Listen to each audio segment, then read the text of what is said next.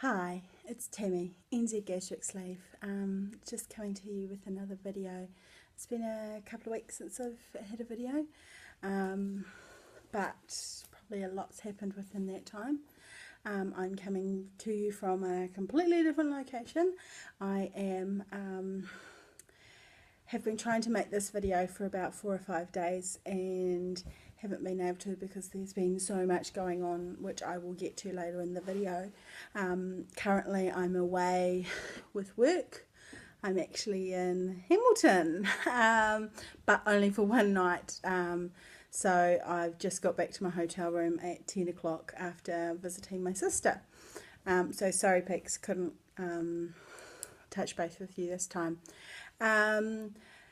So away with work, back home tomorrow, and then completely unsurgery surgery related. My husband's off to Egypt on Wednesday, so not tomorrow's Tuesday.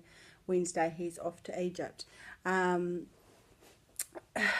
More on surgery topic. I saw the surgeon on Thursday, which was very exciting. He has cleared me for surgery. Yay! And at that stage, she was looking at it could be late April, probably May, depending on because they haven't set dates for April and May yet. So yeah, but the big thing for me is we've been trying to plan this trip to Egypt for probably, well, at least 18 months. I've been meaning to go on a trip to Egypt since probably the last 3 years.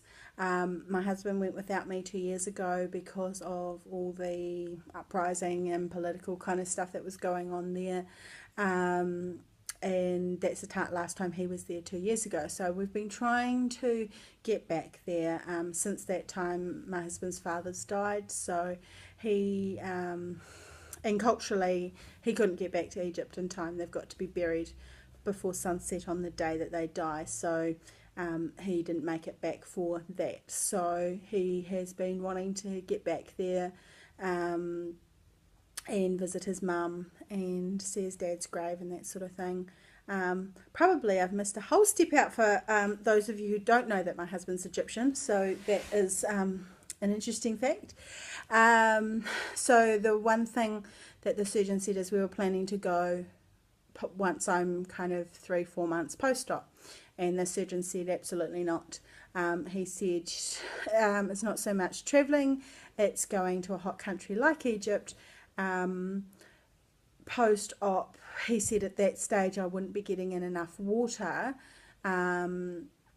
to stave off dehydration. So he said the risk of dehydration in going to a hot country like that, especially when I'm used to a cooler climate like New Zealand, the amount of water that I'd be able to drink, he didn't think I'd be able to get in at that particular time. So he said that I couldn't go to Egypt until 6 months post-op, which would be end of November, starting on Christmas kind of period. And the type of work that my husband's in, that wouldn't be doable either. So it would be January to March next year. So basically, my husband decided that he needed to go straight away. I started a new job last November, so don't have a lot of leave. So initially was like, well, it's not even worth asking. But I did get quite upset about it because my husband had promised me that he wouldn't go to Egypt again without me. I've never been. We've been together 8 years this year, and I've never been to Egypt. So it was a big thing for me. So I did ask my boss, and little bit of toing and froing, and I will have to take a chunk of it unpaid, but I'm going to Egypt next Saturday the 15th. So my husband's leaving on Wednesday, so that he has pretty much almost 2 weeks or 10 days before I arrive, and that's predominantly so we can fly back together. So I will be in Egypt for 12 days, and then 2 nights in Dubai. Well, 1 day, 2 nights really. We get in at around dinner time on the Thursday and fly out on the Saturday morning. So I'm really excited about that. In saying that, I was excited about doing that post-op so that I could be buying clothes and that sort of thing. So it's going to be a really interesting trip for me because I am a big shopper.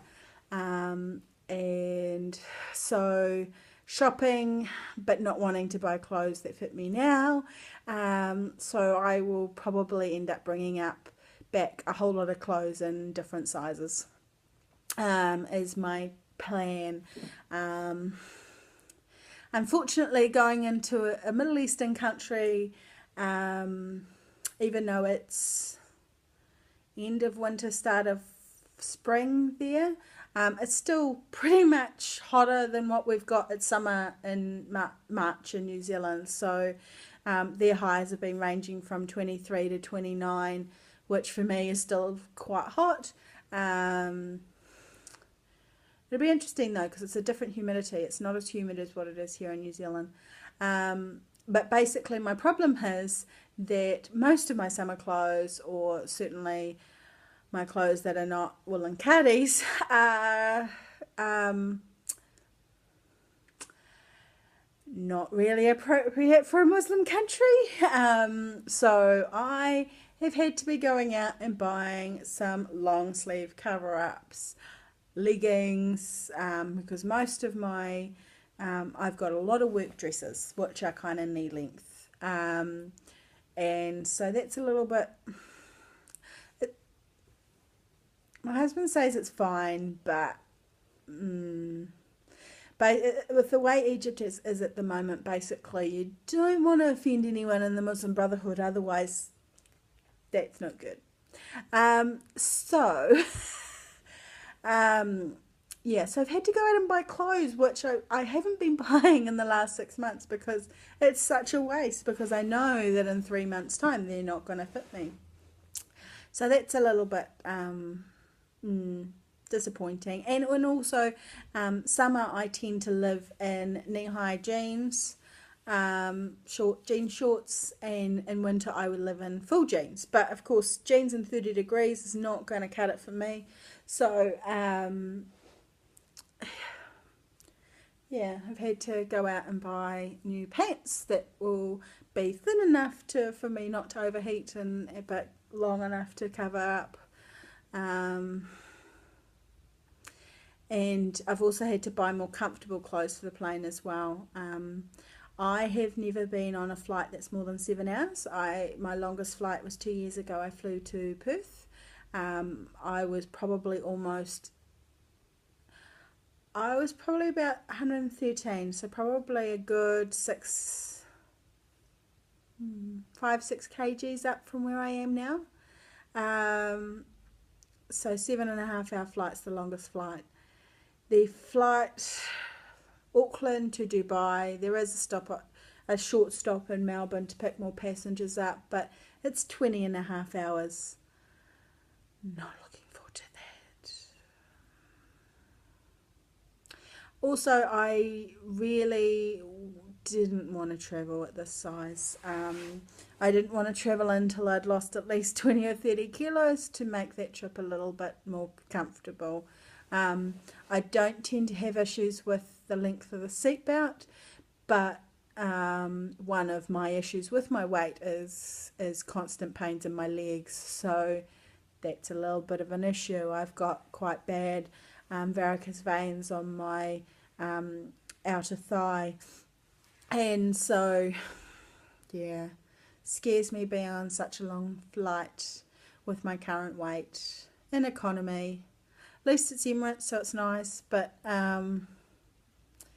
yeah, I'm excited, but I'm apprehensive at the same time, so that will be interesting. So more about what the surgeon said. The surgeon said I would have to do a 3 to 4 week post-op diet. He basically said that he prescribes that at the 3 to 4 week stage, so that if he has a cancellation and wants to pull me in early,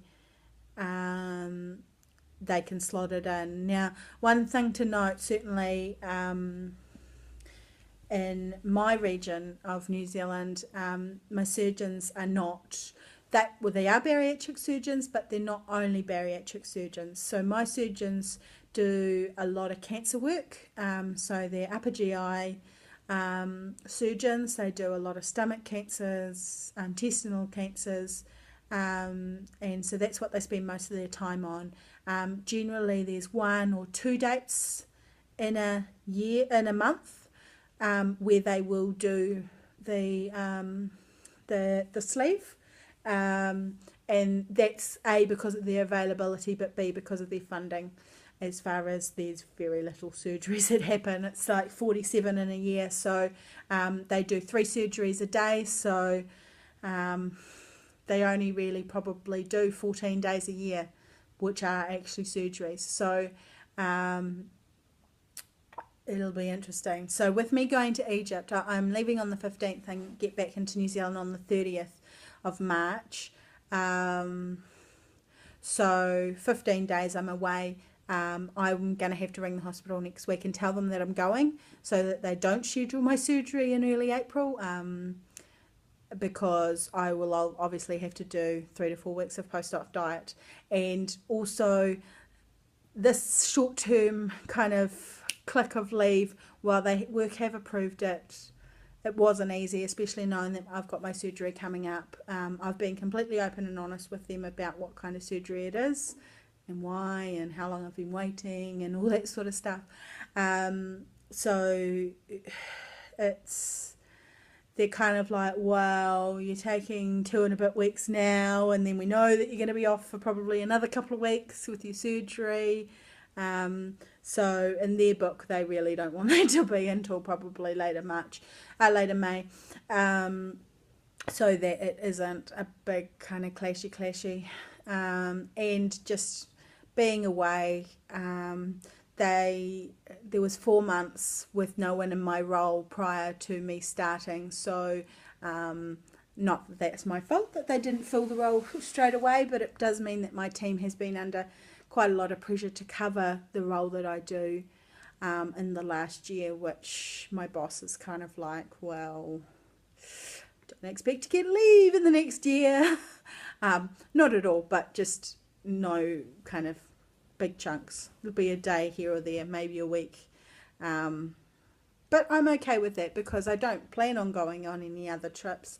I may or may not make the Sydney meet and greet. On Thursday night, I wasn't going to be going to Egypt, so the trade-off with my husband was that I took a trip to Perth to visit my friend in Perth, and that I went to the Sydney meet and greet.